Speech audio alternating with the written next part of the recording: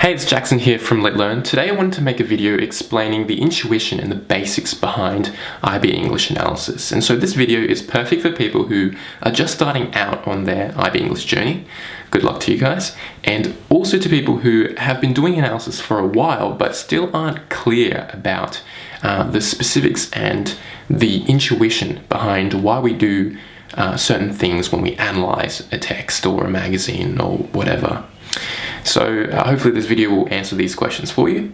Let's cut right to the chase. So what are we supposed to do when we analyze something? And that something can be any type of text, a short story, a novel, a poem, who cares? Well, when we analyze, we are essentially answering this one single question. How does the writer achieve his or her purpose? And the key word here is purpose. And we'll talk about this much more in a second. But what I want to bring your attention to is sort of the overview, a diagram of the overview of what analysis means.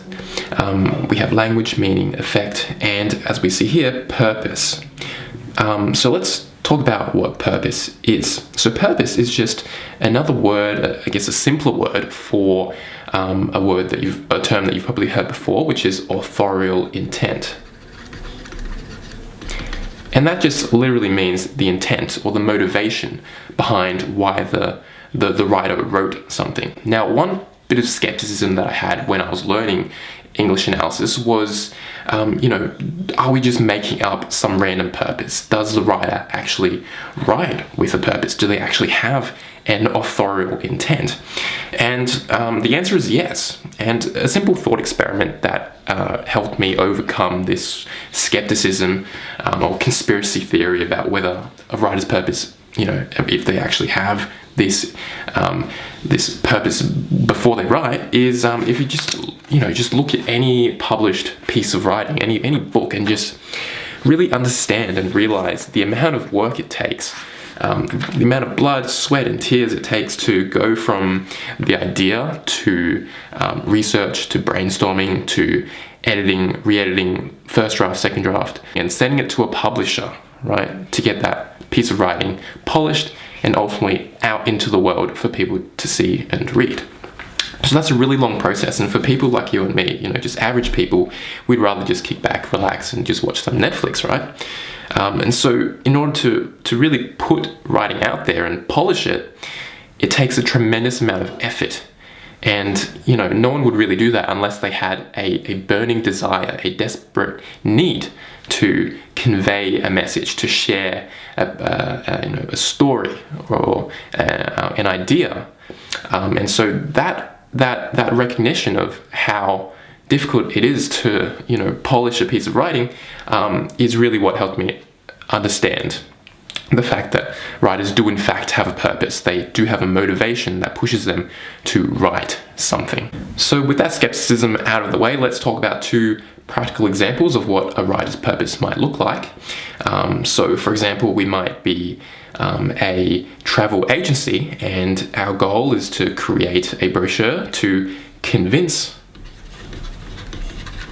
travelers to come to Australia because Australia is great. Okay, so that's one example of a writer's purpose, and that's for someone creating a brochure. Another example might be a climate activist writing a blog, and so obviously their purpose might be to criticize people criticize big corporations for climate change. Great. And notice how the purpose usually has a verb in front here, to convince, to criticize, to do something. So that's the writer's purpose. Now let's talk about how we achieve this purpose, how we as the writer achieve this purpose. And this is the original core question that we're answering when we analyze a piece of text. And obviously the answer's here, it's language, but to think about it rationally, to understand the intuition, if you just look at any book, just notice what's on the pages. Well, it's just language. Language is the only tool that the writer has to communicate with his or her reader and to influence them and to achieve their purpose.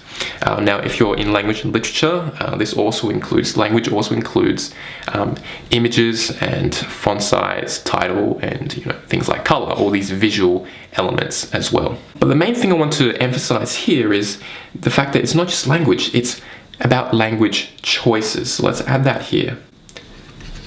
Language choices. And what do I mean by that? So let's go through an example.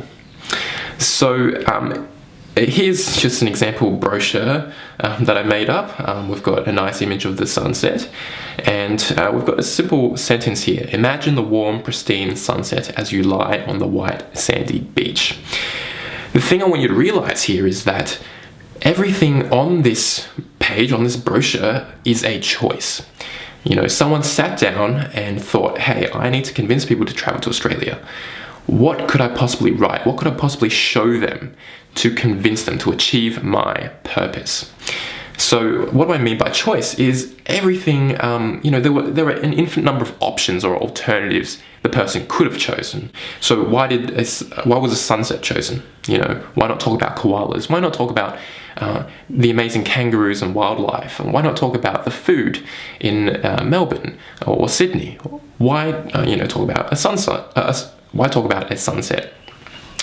Also, why use the word warm? It could be cold. It could be April weather. Why use the word warm? Why use the word why use the word pristine? Why talk about the sunset? Why talk about the beach? All of these things are choices. There was nothing constraining the writer from doing anything he or she wanted, but for some reason we've gone down from, so imagine a funnel, we've gone down from infinite choices of language down to this single instance of what could have been possible. That was a conscious choice. And so to just reiterate and to emphasize this point, every word, image, exclamation mark is a choice. The writer could have used a million other language choices. Why did the writer narrow down to what we see on the page? And that really is the key thing you need to understand and think about when you analyze any text. Why did the writer choose these particular language choices to achieve the purpose that he or she set out to achieve? So now we've covered language choices and we've covered purpose. So clearly choices are being made about language in order to achieve a purpose. But why? Why are these choices being made? Okay, why are we choosing these specific words or these specific types of grammar? And the answer is meaning and effect. And so I'll explain that quite quickly. Language has two impacts on the reader, on ourselves. It makes us think and it makes us feel different things. And so think about ideas, that's the meaning of the language choices. And effect is the emotional effect of these choices on the reader. So usually writers use language that creates a certain meaning, the right meaning, and creates the right emotional impact to achieve their purpose. So let's come back to this brochure example and we'll run through this and just tag all of these things explicitly, which I just mentioned before. Okay, so this image itself is a choice. It's not a language choice, but it's definitely a visual choice. We can bring this image here. And what's the meaning? Well, you can see a lot of people here. It creates this idea of a really social atmosphere, a fun atmosphere. And so so fun could be a meaning. Also, warm, pristine sunset. So that's another language choice here. That's a type of sort of imagery, tactile imagery. It makes us have the sense that the Australian weather is fantastic. So weather, that's the meaning, that's what we're thinking. The Australian weather is fantastic. Now, what's the emotional effect? Well, you could say that a sunset, and especially this type of sunset that's orange and purple, is beautiful and it's romantic. That's sometimes what we associate with sunsets. It's a romantic type of occasion. And so this creates a sense of romance, and that's a type of emotion. All right, and the purpose obviously is to convince travelers to come to Australia. And so things like the fun, the weather, and the romance all contribute to causing us, the people reading this brochure, to really want to come to Australia. And obviously you can analyse why it's sandy beach and all of these things. So this example about the brochure and the travel agency has been a super fast and speedy overview of all of the concepts relevant to analysis which I've talked about in this video, including language choices, meaning, effect, and purpose.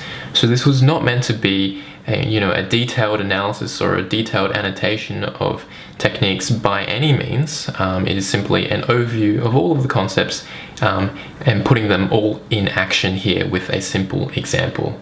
And I'd just like to take a couple of seconds to recap the main ideas in this video. So analysis, what does it mean to analyze? Analysis means to explain how the writer achieved his or her purpose. And we do this by finding language choices which the writer made, and then linking them to the meaning that's been created and the emotional effect that's been created by these choices, and then ultimately justifying and saying that these choices were made because the meaning and effect help to contribute to achieve the writer's ultimate purpose. Okay, so whenever you're analyzing something and you're a bit confused, just think about this diamond diagram of language, meaning, effect, and purpose, and these arrows which lead from the language down to the purpose. That is really the core idea of this video, and if you understand that and try to memorize this diagram, then you'll do fine in your essay or your exam. If you enjoyed this video, please like, comment, and subscribe. Comment anything that you're not sure about, and also future video ideas that you'd like me to cover about IB English. And also please subscribe if you enjoyed the content here. Thanks guys.